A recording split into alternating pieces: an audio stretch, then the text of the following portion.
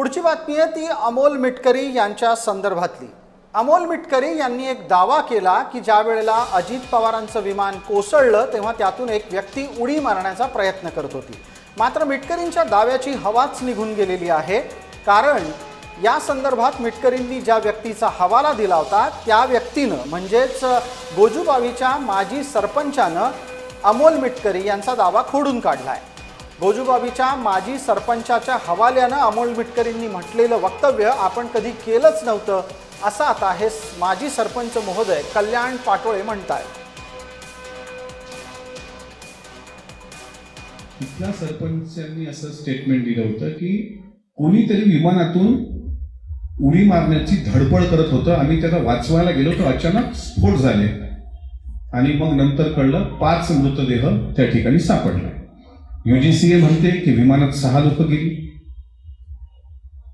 सापडतात प्रत्यक्षात 5।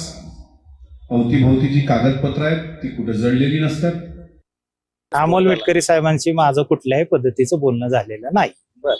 कोणी बाहेर पडायचा तिथून प्रयत्न करतो नाही झाला असं काय नाही, तिथं काय झालं की ज्या वेळेला विमान पडलं त्यावेळेला मी एक 3-4 मिनिटांनी तिथं पोहोचलो आणि विमानाच्या उजव्या बाजूला एक अर्धा दरवाजा उघडलेला आणि निळी पॅन्ट घातलेला एक माणूस थोडासा मला दिसल्यावाने वाटला, पण काही सेकंद 1 ते 3-4 सेकंद फक्त।